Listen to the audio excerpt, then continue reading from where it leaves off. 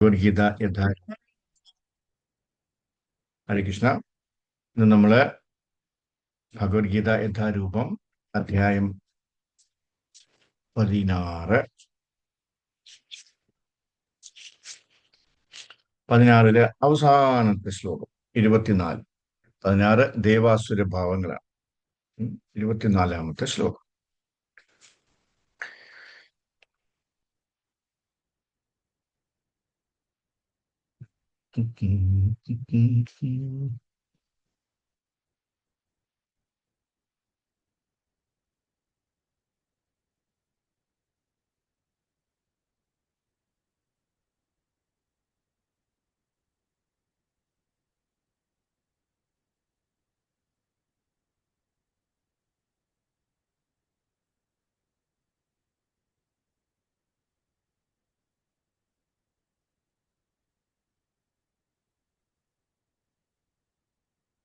അസ്മാശാസ്ത്രം പ്രമാണം തേ കാര്യ വ്യവസ്ഥിതൗ ജ്ഞാത്വാ ശാസ്ത്രവിധാനോക്തം കർമ്മ കർത്തുമിഹാർഹസി. തസ്മാശാസ്ത്രം പ്രമാണം തേ കാര്യ വ്യവസ്ഥിതൗ ജ്ഞാത്വാ ശാസ്ത്രവിധാനോക്തം കർമ്മ കർത്തുമിഹാർഹസി. തസ്മാശാസ്ത്രം പ്രമാണം തേ കാര്യ വ്യവസ്ഥിതൗ ജ്ഞാത്വാ ശാസ്ത്രവിധാനോക്തം കർമ്മ കർത്തുമിഹാർഹസി. വിവർത്തനം ഭാവാർത്ഥം ജയശ്രീല പ്രഭുപാദ്. ശീല പ്രഭുപാദ് കി ജയ്.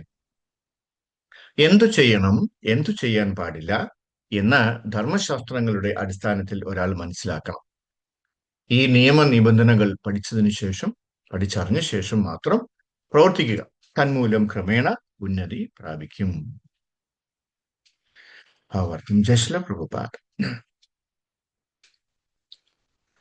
15ാം അധ്യായത്തിൽ പറഞ്ഞതുപോലെ വൈദിക വിധികളെല്ലാം കൃഷ്ണനെ അറിയാനുള്ള വഴികളാണ്.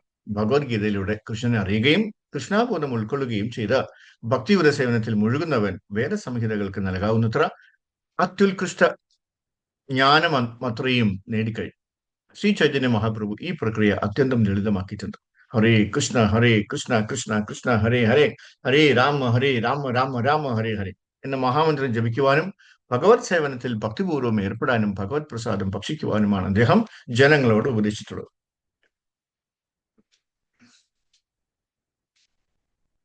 ഈ ഭക്തി സാധനങ്ങളിൽ നേരിട്ട് ഏർപ്പെട്ടിരിക്കുന്ന ഒരാൾ വൈദിക സാഹിത്യങ്ങൾ വേണ്ടുവണ്ണം പഠിച്ചിട്ടുണ്ടെന്ന് പറയാം. അയാൾ ശരിയായ നിഗമനത്തിൽ എത്തിയിരിക്കുന്നു. എന്നാൽ കൃഷ്ണാബോധം ഉദിക്കാതെയും ഭക്തി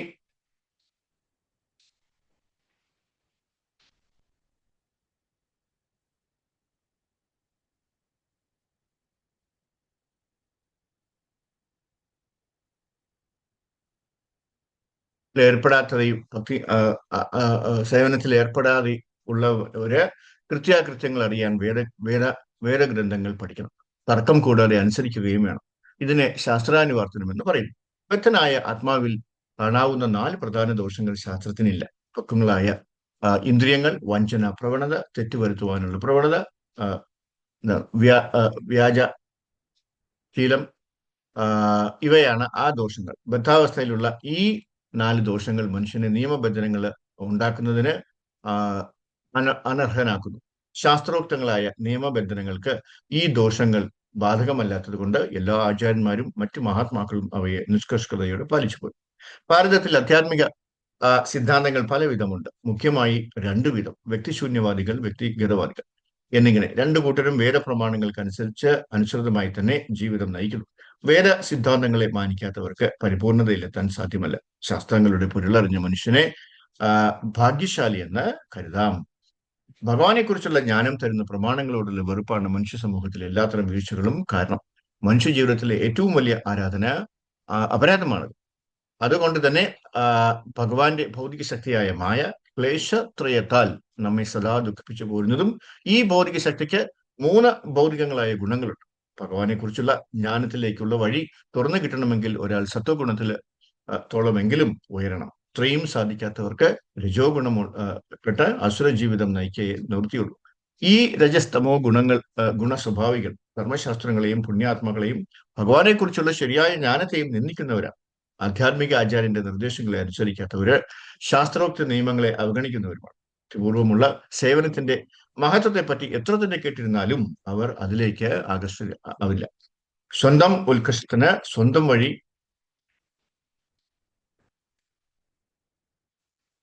അവർ ചെത്തിയുണ്ടാക്കുന്നു. സ്വന്തം വഴി ചെത്തിയുണ്ടാക്കുന്നു.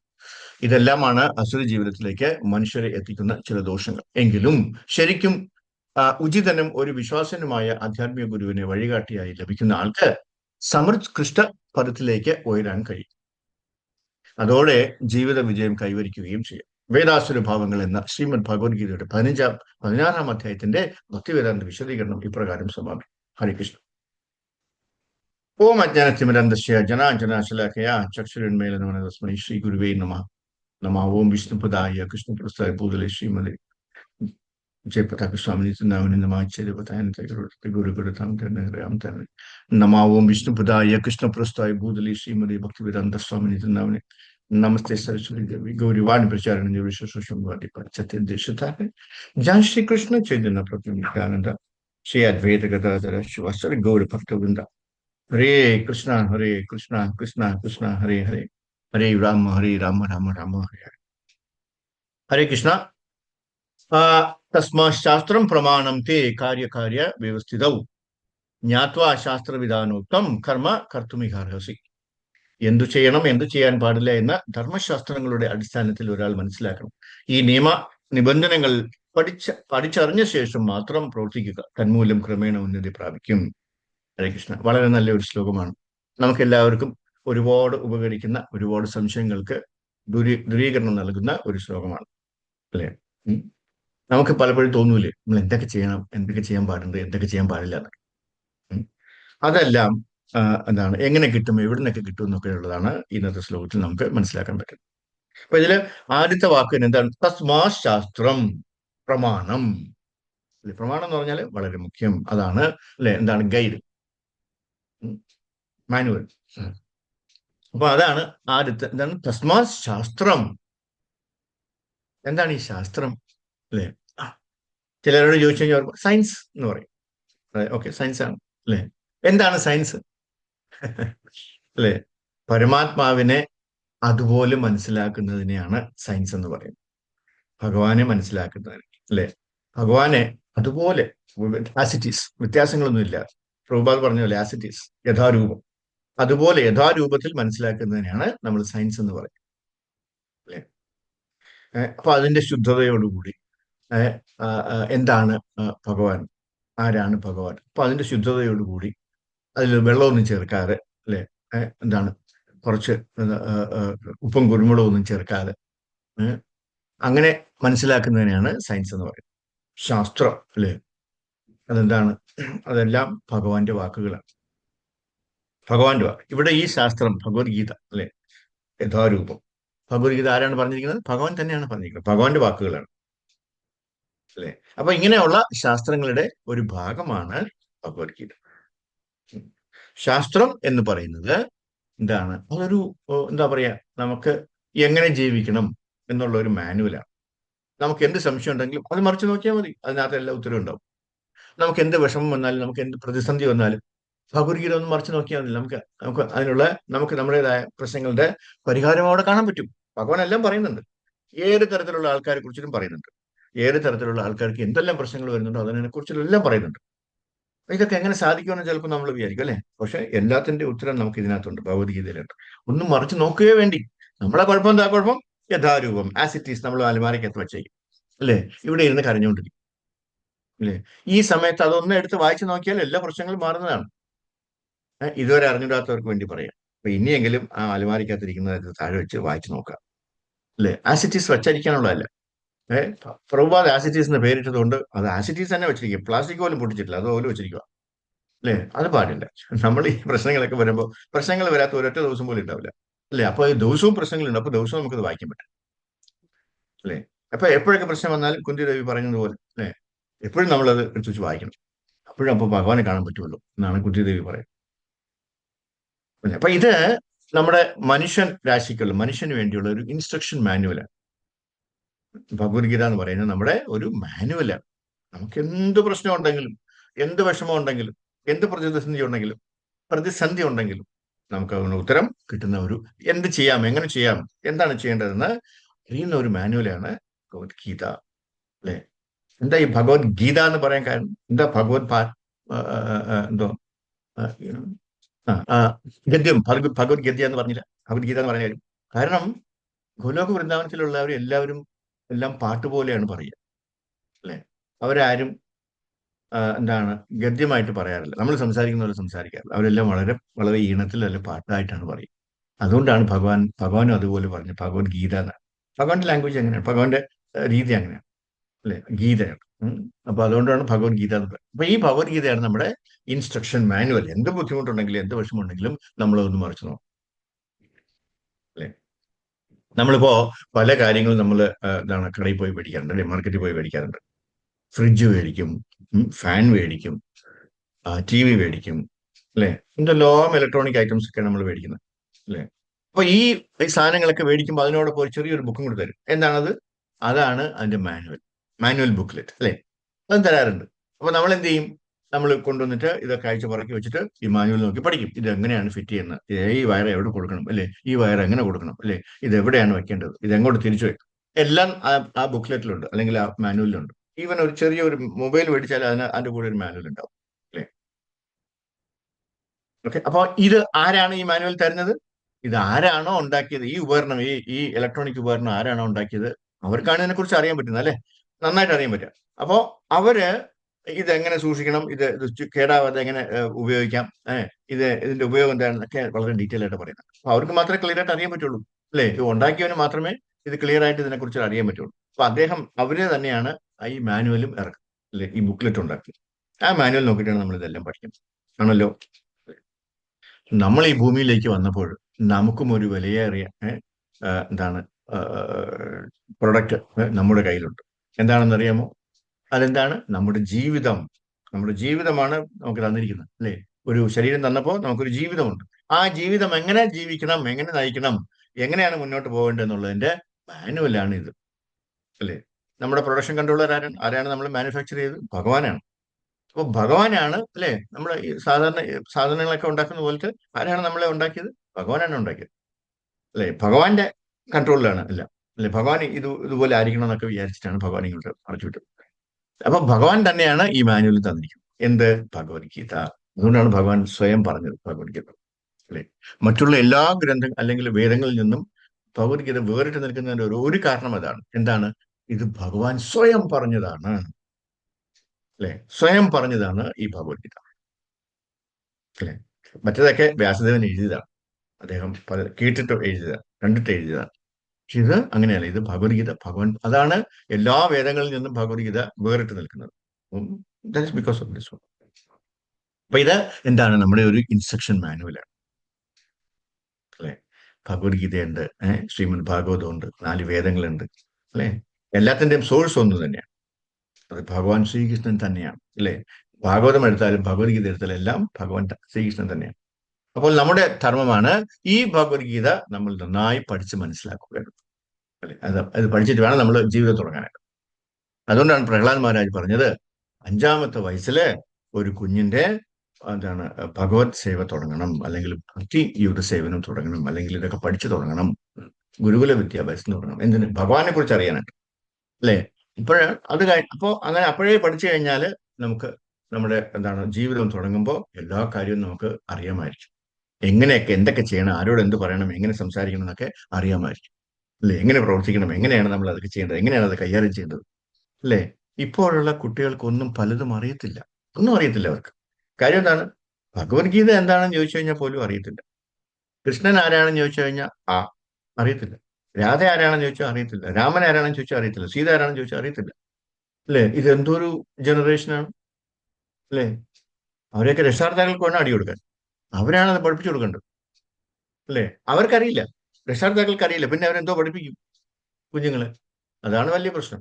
അപ്പൊ നമ്മൾ എന്ത് ചെയ്യണം? ഇത് വീട്ടിൽ നിന്ന് തുടങ്ങേണ്ട ഒരു കാര്യമാണ്, വീട്ടിൽ നിന്ന് തുടങ്ങേണ്ട വിദ്യാഭ്യാസമാണ്, അല്ലെ? നമ്മള് ഒരു മാല എടുത്ത് ജപിച്ചുകൊണ്ട് കഴിഞ്ഞാൽ നമ്മുടെ കുഞ്ഞുങ്ങളും കൊച്ചുകുട്ടികളാണെങ്കിൽ അവരും ഒരു മാല എടുത്തുകൊണ്ട് ഓടി വരും, നമ്മളെ അടുത്ത് വന്നിരുന്ന് ജപിക്കും. കാര്യം നമ്മളാണ് അത് കാണിച്ചു കൊടുക്കേണ്ടത്. നമ്മൾ എന്താണോ ചെയ്യുന്നത് അതുപോലെ അവര് എന്താണ് ഫോളോ ചെയ്തോളും. പക്ഷെ നമ്മള് എന്താണ് അത് വെളിയിൽ നിന്ന് നോക്കിക്കണ്ട് മനസ്സിലാക്കുമ്പോൾ നമുക്കത് നല്ല രീതിയിൽ മനസ്സിലാക്കാൻ ബുദ്ധിമുട്ടാണ്. എന്ത്? ഈ ഭഗവത്ഗീത നമ്മളിങ്ങനെ വെളിയിൽ നിന്ന് നോക്കിക്കഴിഞ്ഞാൽ നമുക്കത് മനസ്സിലാക്കാൻ പാടാണ്. ചിലരോടൊക്കെ ചോദിച്ചു കഴിഞ്ഞാൽ അവർ പറയും, ഞാനൊരു 10 പ്രാവശ്യമെങ്കിലും ഭഗവത്ഗീത വായിച്ചിട്ടുണ്ട്, അല്ലേ? ചോദിക്കും, ഞാൻ എല്ലാം പറഞ്ഞുതരാന്ന് പറയും. എന്തെങ്കിലും ചോദിച്ചാലോ? ഒന്നും അറിഞ്ഞൂടാ അവർക്ക്. കാര്യം എന്താണ്? അത് ഉള്ളിലോട്ട് പോയിട്ടില്ല. അവരെന്താ ചെയ്തത്? വെളിയിൽ നിന്ന് നോക്കി കാണുകയാണ് ചെയ്തത് ഭഗവത്ഗീത, അല്ലേ? പക്ഷേ അത് ഭഗവാൻ വിവരിക്കുമ്പോൾ ഭഗവാൻ എവിടെ നിന്നാണ് ഇരിക്കുന്നത്? ഭഗവാൻ ഉള്ളിലാണ് ഇരിക്കുന്നത്, അല്ലേ? നമ്മുടെ ഉള്ളിലാണ്, പരമാത്മാവായിട്ടിരിപ്പുണ്ട് ഭഗവാൻ. അതിനകത്ത് നിന്നുകൊണ്ട് എല്ലാം നമുക്ക് വെളിപ്പെടുത്തി തരും, അല്ലെ? അതാണ് അതിന്റെ പ്രത്യേകത എന്ന് പറയുന്നത്. നമ്മൾ നോക്കുമ്പോൾ വെളിയിൽ നിന്നാണ് നോക്കുക, ഭഗവാനാണെങ്കിൽ ഉള്ളിൽ ഇരുന്നിട്ടാണ് നോക്കുക, നമ്മളെ കാണുക, നമ്മളോട് പറയുക, അല്ലെ? അപ്പൊ അവിടെ നടക്കുന്ന എന്തൊക്കെയാണെന്ന് അദ്ദേഹത്തിന് അറിയാം. അപ്പൊ അത് വളരെ ക്ലിയർ ആയിട്ട് കണ്ടിട്ടാണ് അദ്ദേഹം പറയുന്നത്. അതാണ് എന്റെ വ്യത്യാസം, അല്ലെ? അത് മനസ്സിലാക്കി കഴിഞ്ഞാല് വളരെ രസമാണത്. ഉം. കാരണം ഭഗവാനാണ് അതിന്റെ ഉപജ്ഞാതാവ്. അദ്ദേഹത്തിന് മാത്രമേ ഇത് മുഴുവൻ അറിയുള്ളൂ, അതിന്റെ പച്ചയായിട്ടുള്ള രഹസ്യങ്ങൾ അറിയൂ, അല്ലെ? അദ്ദേഹം എന്തിനാണ് ഇവ ഉണ്ടാക്കി തന്നതെന്നും എന്തിനാണ് എങ്ങനെയൊക്കെയാണ് ഉപയോഗിക്കേണ്ടതെന്നും, അല്ലെ, ഭാവാർത്ഥത്തിലും അത് ക്ലിയർ ആയി പറയുന്നുണ്ട്. ഉം. അല്ലെ? ഞാൻ നേരത്തെ പറഞ്ഞില്ലേ, പലരും വായിച്ചിട്ടുണ്ട്. പക്ഷെ നമ്മളൊരു കുഴപ്പമെന്ന് പറഞ്ഞാല് നമുക്ക് എല്ലാവർക്കും 4 പോരായ്മ. എന്തൊക്കെയാണ് ആ പോരായ്മകൾ? അല്ലേ? ഇതൊക്കെ എന്താണ്? ജനിക്കുമ്പോൾ തന്നെ ഉള്ളതാ. പോരായ്മകളോടുകൂടിയാണ് നമ്മൾ ജനിച്ചത് തന്നെ, ബൈ ഡിഫോൾട്ട്. അപ്പോഴേ കുഴപ്പങ്ങളുണ്ട്, അല്ലേ? അപ്പൊ ആദ്യത്തെ എന്താണ്? അതിൽ കണ്ടല്ലോ, അല്ലേ? നമ്മൾ വായിച്ചായിരുന്നല്ലോ. നീ അങ്ങനെ വിളിക്കത്തില്ല അമ്മ. എന്തോ?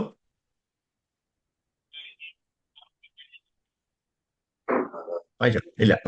ഓക്കെ. അപ അപക്വങ്ങളായ ഇന്ദ്രിയങ്ങൾ. ഒന്ന്, വഞ്ചനാ പ്രവണത, തെറ്റിദ്ധരുത്തുവാനുള്ള പ്രവണത, വ്യാമോഹശീലം. ഇതൊക്കെയാണ് എന്താണ്? നമ്മുടെ ആ, ആ, 4 പോരായ്മകൾ. ഇംപെർഫെക്റ്റ് സെൻസസ് എന്ന് ഇംഗ്ലീഷിൽ പറയും, അല്ലെ? പ്രൊപ്പൻസിറ്റി ടു ചീറ്റ്, അല്ലെ? ഉം. അതായത് എന്താണ്? മറ്റുള്ളവരെ ചതിക്കാനുള്ള ഒരു പ്രവണത. നമ്മുടെ ഇന്ദ്രിയങ്ങൾ ഇംപെർഫെക്റ്റ് ആണ്, അല്ലെ? മൂന്നാമത്തെ എന്താണ്? നമ്മൾ എങ്ങനെ വന്നാലും നമ്മൾ എന്താണ്? തെറ്റുകൾ വരുത്താനുള്ള പ്രവണത, തെറ്റ് ചെയ്യാനുള്ള പ്രവണത, അതിനുള്ള സാധ്യതകൾ, അല്ലെ? പിന്നെയോ, നമ്മളെല്ലാവരും മായയിലാണ്. നാലാമത്തത്, അല്ലെ? വ്യാമോഹത്തിലാണ്, മായയിലാണ് ഇരിക്കുന്നത്. അപ്പൊ ഇങ്ങനെയുള്ള 4 കാര്യങ്ങൾ നമുക്ക് ഓൾറെഡി ഉണ്ട്, അല്ലേ? അത് ബൈ ഡിഫോൾട്ട് അങ്ങനെയാണ് പ്രൊഡ്യൂസ് വെച്ചിരിക്കുന്നത്. അപ്പൊ നമ്മൾ ഇതൊക്കെ വെച്ചിട്ട് നമ്മൾ ഈ ഭഗവത്ഗീത വായിച്ചു നോക്കി കഴിഞ്ഞാൽ ഒന്നും മനസ്സിലാവും, അല്ലേ? ഏഹ് കാരണം എന്താണ്? നമ്മൾ എന്ത് ചെയ്താലും, എന്ത് വായിച്ചാലും, എന്ത് പഠിച്ചാലും, എന്ത് കണ്ടാലും ഈ 4 പോരായ്മകളിലൂടെയാണ് നമ്മളത് പഠിക്കുന്നത്. അപ്പൊ നമുക്ക് എന്തോ മനസ്സിലാവാനാണ്. ഫോർ എക്സാമ്പിൾ, ആദ്യത്തെ ഇംപെർഫെക്റ്റ് സെൻസസ് വാക്യം, അല്ലെങ്കിൽ എന്താണ്? ആ, അപക്വങ്ങളായ പക്വങ്ങളായ ഇന്ദ്രിയങ്ങൾ. നമുക്ക് ഇന്ദ്രിയങ്ങളുണ്ടല്ലോ, അല്ലെ? കണ്ണ്, വാക്ക്, അല്ലെ? ചെവി, നാക്ക്, മൂക്ക് എല്ലാം ഉണ്ട്, അല്ലെ? നമ്മൾ കണ്ണിന്റെ കാര്യം എടുക്കാം. ഒരു എയറോപ്ലെയിൻ, ഭീമാകാരനായിട്ടുള്ള ഒരു എയറോപ്ലെയിൻ, അല്ലെ? അതിങ്ങനെ മുകളിലോട്ട് പറന്നു പോകുമ്പോഴത്തേന് നമുക്ക് എന്ത് തോന്നും? ചെറിയ പക്ഷി പോലെ പോകുന്നു, അല്ലെ? അപ്പൊ നമ്മൾ വിചാരിക്കുകയാണോ, ആഹാ, എയർപ്ലെയിൻ ഇത്രയേ ഉള്ളൂ, ഇത്ര കൊച്ചു കൊച്ചു പക്ഷിയാണ് എന്ന് വിചാരിക്കില്ലേ? അത് നമ്മുടെ ഇംപെർഫെക്റ്റ് സെൻസസ് ആണ്. നമ്മുടെ കണ്ണുകൊണ്ട് കാണുമ്പോൾ അങ്ങനെ കാണാൻ പറ്റത്തുള്ളൂ. നമ്മുടെ കണ്ണിന്റെ ദോഷമാണ്, അല്ലേ? അതങ്ങ് ദൂരെ പോയാലും അതേപോലെ ഭീമാകാരനായിട്ടുള്ള ആഹാരം നമുക്ക് കാണാൻ പറ്റില്ല. അത് മുകളിലോട്ട് പോകുമ്പോൾ, കൂടുതൽ കൂടുതൽ ദൂരത്തേക്ക് പോകുമ്പോൾ ചെറുതായി വരും. അത് ചെറുതായി വരുന്നതാണോ? അല്ല, നമ്മുടെ കണ്ണുകൊണ്ട് അങ്ങനെയാണ് തോന്നുന്നത്. ഇതാണ് നമ്മുടെ ഏറ്റവും വലിയ പ്രശ്നം. നമ്മൾ കാണുന്നതൊന്നും സത്യമല്ല, അല്ലേ? സത്യമായിട്ടുള്ള കാര്യങ്ങളിലല്ല നമ്മൾ കാണും, അല്ലേ? നമ്മള് എന്താണ്? നമ്മുടെ ഇന്ദ്രിയങ്ങളൊന്നും പൂർണ്ണമല്ല. കാര്യം എന്താണ്? അതിന് ഒരുപാട് ആ, പ്രശ്നങ്ങളുണ്ട്. ആ പ്രശ്നങ്ങളിലൂടെയാണ് നമ്മൾ ഇതെല്ലാം കണ്ടുപിടിക്കുന്നത്. മനസ്സിലായി? ഇരുട്ടത്ത് നമുക്ക് എന്തെങ്കിലും കാണാൻ പറ്റുമോ? അല്ലേ? ഇരുട്ടത്ത് അവിടെ ഒരു പാമ്പ് കിടന്ന പോലും നമുക്ക് കാണാൻ പറ്റത്തില്ല. ലൈറ്റ് ഇട്ടാലേ എല്ലാം കാണാൻ പറ്റും. ഇംപെർഫെക്റ്റ് സെൻസസ് ആണ്, അല്ലെ? അപക്വങ്ങളായ ഇന്ദ്രിയങ്ങളാണ്, കണ്ണു കാണാൻ പറ്റില്ല, അല്ലെ? ഡോഗ് വിസിൽ എന്ന് കേട്ടിട്ടുണ്ട്? ഡോഗ് വിസിൽ എന്ന് പറഞ്ഞു കഴിഞ്ഞാൽ ഒരു തരം വിസിലുണ്ട്. നമുക്കത് കേൾക്കാൻ പറ്റില്ല, പക്ഷെ അത് പട്ടികൾക്ക് കേൾക്കാൻ പറ്റും. അത് വെച്ച് വിളിച്ചു കഴിഞ്ഞാൽ പട്ടികൾ ഓടി വരും. കാര്യം എന്താണ്? അവരുടെ ചെവിക്ക് അത് കേൾക്കാൻ പറ്റും, പക്ഷെ നമ്മുടെ ഇന്ദ്രിയങ്ങൾക്ക് അത് കേൾക്കാൻ പറ്റില്ല. ഇതൊക്കെ ഉദാഹരണങ്ങളാണ്, നമ്മൾ ഭൗതികതയിലുള്ള ഉദാഹരണങ്ങൾ, അല്ലെ? നമ്മള് ഒരുപാട് എന്താണ് എഫേർട്സ് നമ്മളെ, അല്ലെങ്കിൽ നമുക്ക് ഒരുപാട് വിശ്വാസം എന്തിന്, നമ്മുടെ സയൻസും ടെക്നോളജിക്ക്, അല്ലേ? ഉം. നമ്മുടെ സയൻസും ടെക്നോളജി ഒക്കെ ഇങ്ങനെ ഡെവലപ്പായി വരുന്നതിൽ ഭയങ്കര സന്തോഷമാണ് നമുക്ക്. എന്തെങ്കിലുമൊക്കെ പുതിയ പുതിയ കണ്ടുപിടുത്തം കാണുമ്പോൾ ആഹാ വെരി ഗുഡ്, അല്ലേ? പക്ഷേ നമ്മൾ മനസ്സിലാക്കാത്ത ഒരു കാര്യം എന്ന് വെച്ച് കഴിഞ്ഞാൽ, നമുക്ക് ഈ എന്താണ് ഈ ശാസ്ത്രജ്ഞന്മാരെയൊക്കെ ഭയങ്കര വിശ്വാസമാണ്, ഭയങ്കര ഇഷ്ടമാണ്, ഭയങ്കര സ്നേഹമാണ് അവരോട്, അല്ലെ? ഭയങ്കര വിശ്വാസമാണ് അവരോട്. അവരെന്ത് ചെയ്താലും, അവരെന്ത് പറഞ്ഞാലും നമ്മൾ അതുപോലെ വിശ്വസിക്കും, അല്ലെ? പക്ഷേ നമ്മൾ മനസ്സിലാക്കേണ്ട വേറൊരു കാര്യം വെച്ചാൽ, ഓരോ വർഷവും ഒരു പുതിയ നോബൽ പ്രൈസ് ഓരോരുത്തർ കൊടുക്കുന്നുണ്ട്. സോറി, എക്സ്ക്യൂസ് മീ, ഹരേ കൃഷ്ണ.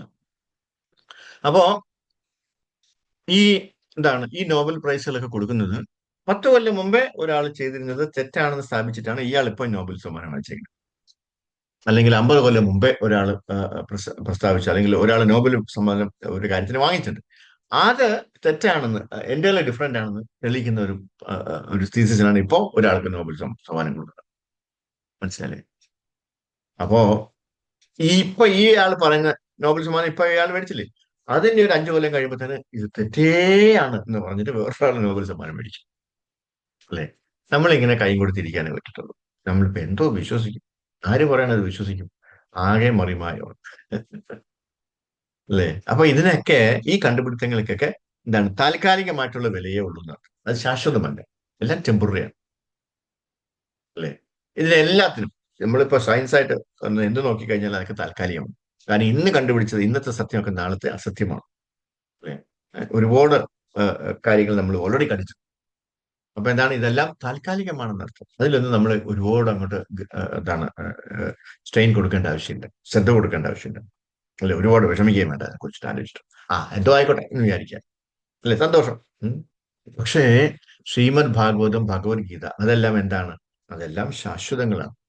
അതൊക്കെ എല്ലുള്ള കാലം, ഉള്ളുള്ള കാലം, അല്ലെ? നമ്മൾ ഇനി എത്ര കൊല്ലം ജീവിച്ചിരുന്നല്ല, അല്ലെങ്കിൽ എത്ര തലമുറ പിന്നിട്ട് കഴിഞ്ഞാലും ഇതൊക്കെ ഇത് തന്നെയായിരിക്കും.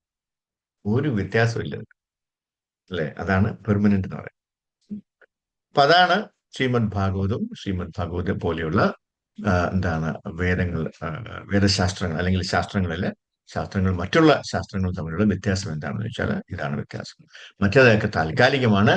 നമ്മുടെ ഈ ഭഗവത്ഗീത എന്ന് പറയുന്നത് എന്താണ്? ശാശ്വതമാണ്, ഉള്ള കാലവും വിലയുള്ളതാണെന്ന് അർത്ഥം. അപ്പൊ നമ്മൾ എന്ത് ചെയ്യണം? ഈ ഭഗവത്ഗീത, ശ്രീമദ് ഭാഗവതം, അല്ലെ? ആ, എല്ലാത്തിലും ഭഗവത്ഗീതയിലും ഒക്കെ പറയുന്നത് പോലെ, അല്ലെ, ജീവിക്കുകയാണെങ്കിൽ, അല്ലെങ്കിൽ പ്രവർത്തിക്കുകയാണെങ്കിൽ, അല്ലെങ്കിൽ അത് ഫോളോ ചെയ്യുകയാണെങ്കിൽ നാം എല്ലായ്പ്പോഴും സുരക്ഷിതരായിരിക്കും, അല്ലെ? കണ്ണും അടച്ചുകൊണ്ട് നമുക്ക് വിശ്വസിക്കാം, കണ്ണും അടച്ചുകൊണ്ട് നമുക്ക് ഫോളോ ചെയ്യാം, നമ്മൾ കുഴിയിൽ വീഴത്തില്ല. കാര്യം എന്താണ്?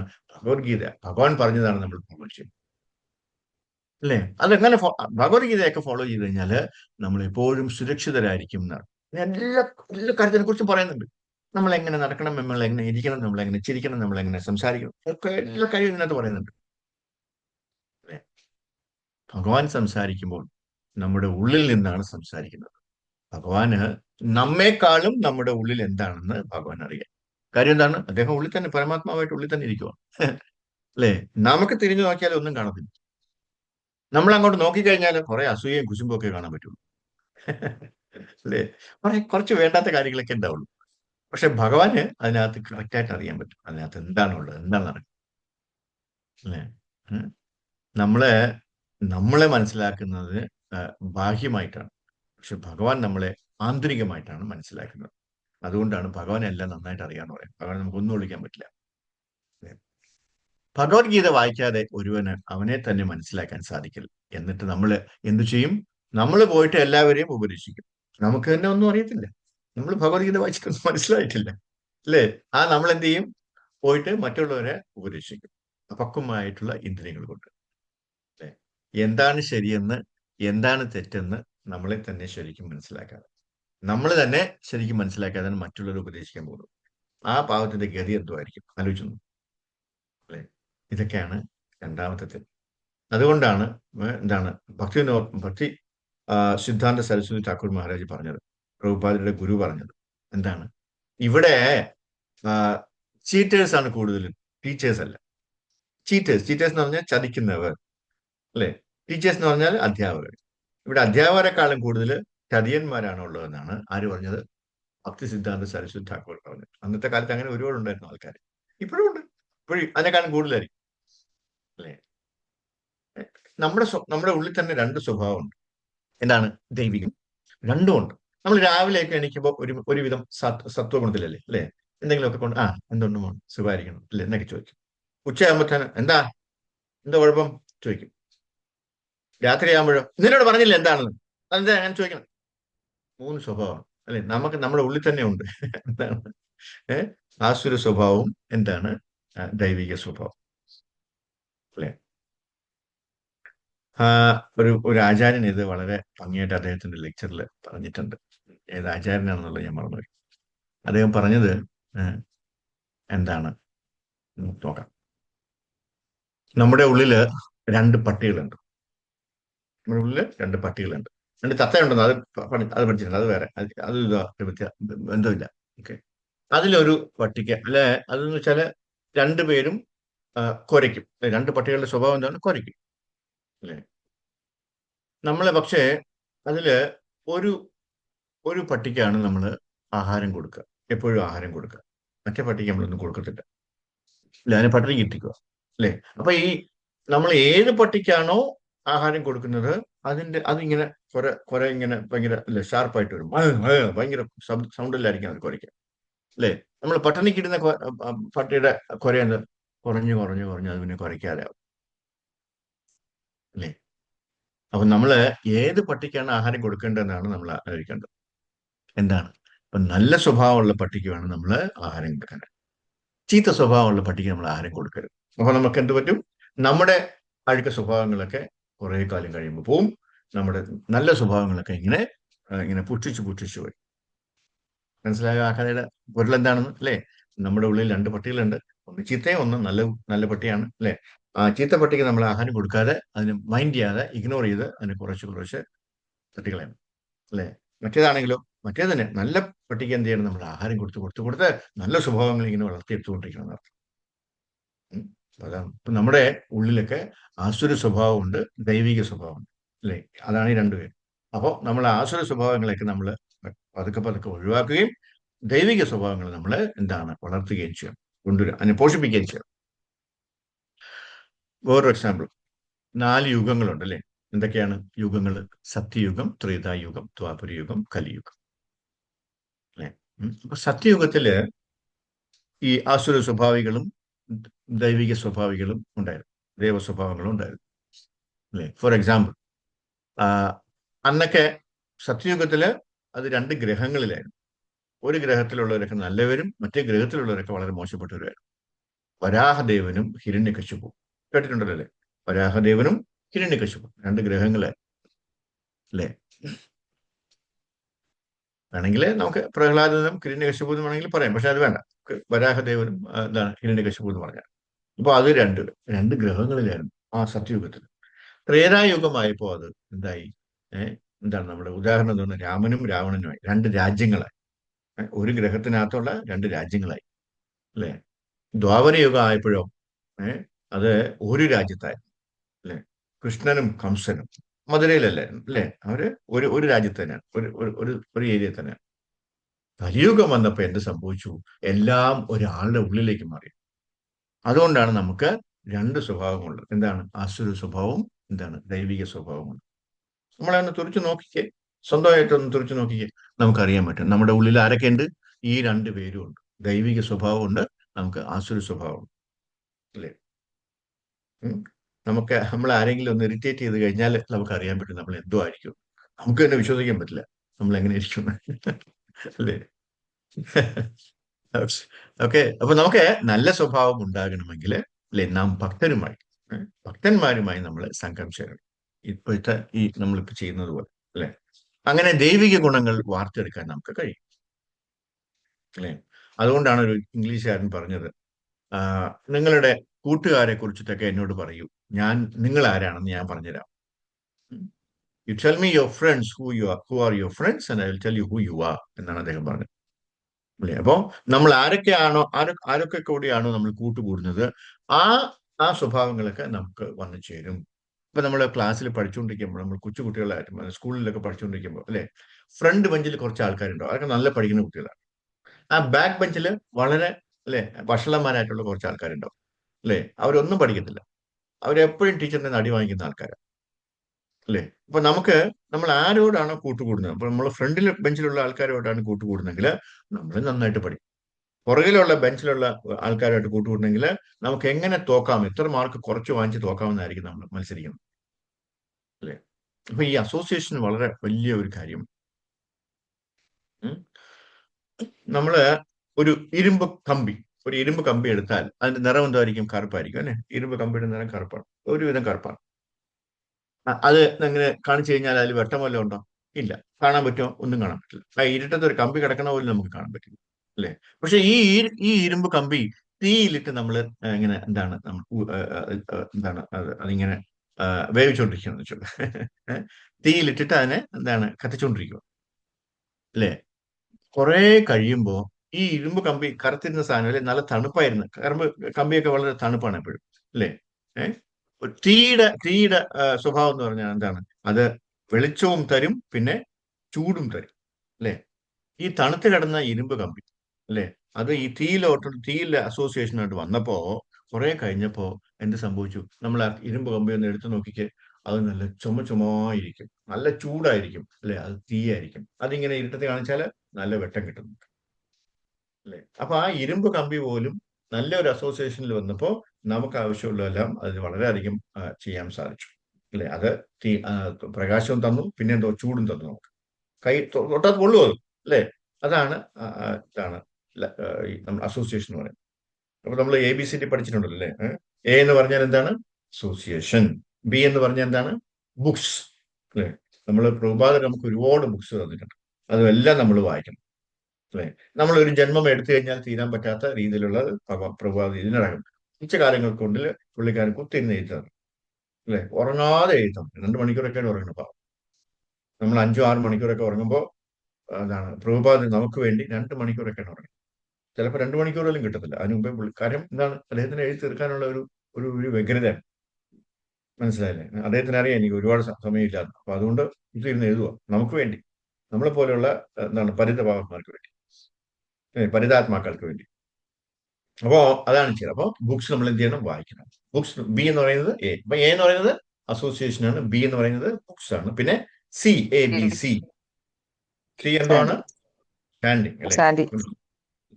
Thank you. അറിയാം. ഹരേ കൃഷ്ണ. അപ്പൊ നമുക്ക് എന്ത് ജപിക്കണമെന്ന് നമുക്കറിയാം അല്ലെ.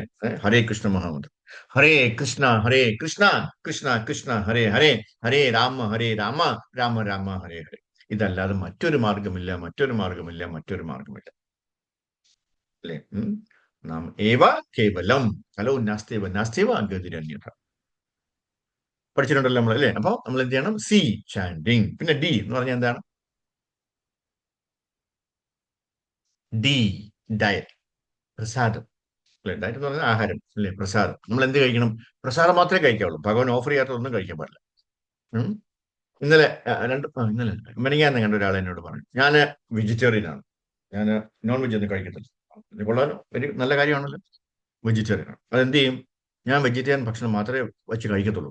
ഞാൻ പറഞ്ഞു, നിങ്ങൾ പാവമാണ് കഴിക്കുന്നത്. അതെങ്ങനെ പാവം കിട്ടും? ഞാൻ ആരും കൊല്ലുന്നില്ലല്ലോ. ആര് പറഞ്ഞു കൊല്ലുന്നില്ലെന്ന്?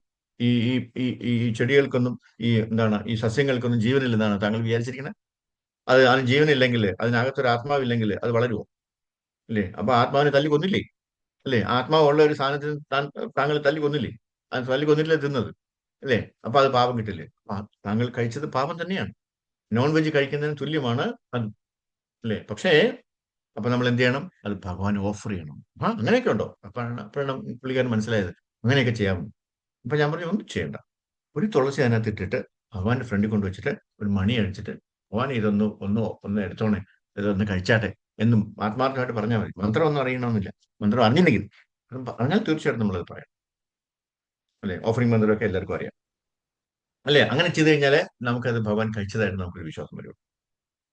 അതിനുവേണ്ടിയാണ് നമ്മൾ മന്ത്രം പറയുന്നത്. ഭൂലോക വൃന്ദാവനത്തിലിരിക്കുന്ന ഭഗവാൻ അത് നമുക്ക് അത് കഴിക്കും. എന്നിട്ട് നമുക്കത് പ്രസാദമാക്കി എടുക്കാം. അപ്പോൾ അതിനകത്തുള്ള വിഷാംശങ്ങളൊക്കെ മാറി നടക്കും. അതിനകത്തുള്ള പാപങ്ങൾ മുഴുവൻ ആര് കഴിച്ചു? ഭഗവാൻ എടുത്തിട്ടാണ് നമുക്ക് പ്രസാദമായിട്ട് തരുന്നത്. അതുകൊണ്ടാണ് നമുക്ക് നമ്മുടെ ശുദ്ധീകരണം നടക്കുന്നത്. അല്ലാതെ നമ്മൾ ഭഗവാൻ ഓഫർ ചെയ്യാത്ത എടുത്ത് കഴിച്ചാൽ ശുദ്ധീകരണം നടക്കത്തില്ല. കൂടുതൽ കൂടുതൽ വിഷം വരുത്തിയുള്ളൂ. കാര്യം എന്താണ്? അത് പാപമാണ് നമ്മൾ കഴിക്കുന്നത്. അപ്പോൾ ഡി എന്താണ്? ഡയറ്റ്. ഡയറ്റ് അല്ലെങ്കിൽ പ്രസാദം. അപ്പോൾ ABCD ഉണ്ട്. Association, books, chanting and diet. ഇതെപ്പോഴും നമ്മൾ ഓർത്തു വയ്ക്കണം. ABCD മറക്കുകയും ചെയ്യണം. അല്ലേ? എല്ലാവരോടും ചോദിക്കണം. ABCD എന്താ ചോദിക്കണം. A ഫോർ ആപ്പിൾ അല്ല, A for association. B for എന്താണ്? എന്തു പറയും? ഓക്കെ, എന്തോ നമുക്ക് എന്താണ്? B ഫോർ ബുക്സ് ആണ്. അല്ലെ? C ഫോർ ചാൻഡിങ് ആൻഡ് D ഫോർ ഡയറ്റ്. നമ്മള് വെള്ളം, അല്ലെ? നമുക്ക് ഭയങ്കരമായിട്ട് ദാഹിക്കുകയാണ്. നമ്മള് വെള്ളം വെള്ളം വെള്ളം വെള്ളം വെള്ളം വെള്ളം എന്ന് പറഞ്ഞാൽ നമ്മുടെ ദാഹം തീരും? അപ്പൊ തീരില്ലല്ലോ. നമ്മൾ ഒരു ഗ്ലാസ് വെള്ളം എടുത്ത് കുടിച്ചാലേ നമുക്ക് ദാഹം തീരുള്ളൂ. ആണോ അല്ലയോ? പക്ഷെ ഭഗവാന്റെ നാമം, ഭഗവാനുമായിട്ട് യാതൊരു വ്യത്യാസവുമില്ല. അല്ലെ? ഹരേ കൃഷ്ണ ഹരേ കൃഷ്ണ കൃഷ്ണ കൃഷ്ണ ഹരേ ഹരേ, ഹരേ രാമ രാമ രാമ ഹരേ ഹരേ എന്ന് പറയുമ്പോൾ ഭഗവാൻ അവിടെ ഉണ്ട്. ഭഗവാൻ അവിടെ ഓൾറെഡി വന്നു കഴിഞ്ഞു. മനസ്സിലായി? അപ്പൊ ഭഗവാന്റെ നാമവും കൃഷ്ണ കൃഷ്ണ കൃഷ്ണ എന്ന് പറഞ്ഞാല്, അല്ലെ, നമ്മൾ നാമം പറഞ്ഞാൽ മതി, ഭഗവാനാണ് അവിടെ.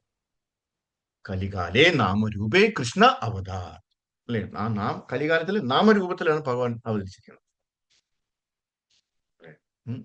മഹാമന്ത്രം ജപിക്കുമ്പോൾ ഭഗവാൻ നമ്മുടെ നാക്കിലുണ്ടാവും. നാക്കിലൊന്ന് ഡാൻസ് ചെയ്യുമെന്ന് പറയാം.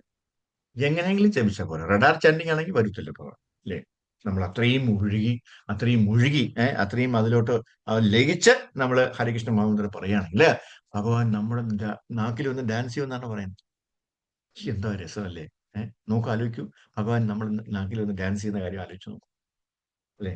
പക്ഷെ അത്രയും തീക്ഷ്ണമായിട്ട് വേണം നമ്മള്, തീവ്രതയോടുകൂടി വേണം നമ്മള്, അത്ര ആത്മാർത്ഥത്തോടുകൂടി വേണം നമ്മള് ജപിക്കാനായിട്ട്. അല്ലാതെ ഇന്നും ദോശ ഉണ്ടാക്കണം, അത് ഇഡ്ഡലി ഉണ്ടാക്കണം, ഹരേ കൃഷ്ണ ഹരേ കൃഷ്ണ കൃഷ്ണ കൃഷ്ണ ഹരേ ഹരേ ഹരേ രാമ ഹരേ രാമ രാമ രാമ ഹരേ. വൈകിട്ടത്തേക്ക് ഉച്ചയ്ക്ക് അവിയൽ ഉണ്ടാക്കാനുള്ള മലക്കറിയൊക്കെ ഉണ്ടോ? ഹരേ കൃഷ്ണ കൃഷ്ണ കൃഷ്ണ ഹരേ ഹരേ രാമ രാമ രാമ രാമ ഹരേ ഹരേ. ഭഗവാൻ വിചാരിക്കും നീ നിന്റെ പണി നോക്കാൻ പറയും. ഭഗവാൻ വരത്തില്ല. കാര്യം എന്താണ്? നമ്മുടെ അവബോധമെല്ലാം രാവിലെ എന്തുണ്ടാക്കാം, ഉച്ചയ്ക്ക് എന്തുണ്ടാക്കാം, വൈകിട്ട് എന്തുണ്ടാക്കാം എന്നാണ്. ഫ്രിഡ്ജിനകത്തിരിക്കുന്നതൊക്കെ നമ്മൾ ഇവിടെ ജപിച്ചുകൊണ്ടിരിക്കുമ്പോൾ തന്നെ സ്വപ്നം കാണും. അല്ലേ? അതിനകത്ത് എന്തൊക്കെയുണ്ട് എന്നൊക്കെ കറക്റ്റായിട്ട് നമ്മൾ കാണും. അല്ലേ? അപ്പൊ നമ്മുടെ അവബോധം എവിടെയാണ്? നമ്മുടെ മനസ്സ് എവിടെയാണ്? വൈ ഫ്രിഡ്ജിനകത്ത് കയറിയിരിക്കുക. അല്ലേ? അല്ലേ? അത് പറ്റില്ല. അങ്ങനെ ജപിച്ചു കഴിഞ്ഞാൽ ഭഗവാൻ വരത്തില്ല. ഹരേ കൃഷ്ണ കൃഷ്ണ കൃഷ്ണ ഹരേ ഹരേ, ഹരേ രാമ രാമ രാമ ഹരേ ഹരേ. ഭഗവാൻ ഓടി വരണം നമ്മുടെ അടുത്തേക്ക്. ഒരു കുഞ്ഞ് പാലിന് വേണ്ടി കരയുന്നത് പോലെ വേണം നമ്മൾ ജപിക്കാനായിട്ട്. അപ്പൊ വേറൊരു ചിന്തയും വരത്തില്ല. അത് കീറി വിളിക്കും. അല്ലേ? അപ്പൊ അമ്മയ്ക്ക് അറിയാൻ പറ്റുമോ അതിന് വിശക്കുന്നു? അല്ലേ? അല്ലേ? അത് അമ്മയ്ക്ക് അറിയാൻ പറ്റും. അമ്മ ഓടി വരും. അതാണ് ഭഗവാൻ. എന്നെ അവൻ തീവ്രമായിട്ട് വിളിക്കുകയാണ്, ഞാൻ പോയേ പറ്റുള്ളൂ എന്ന് പറയും.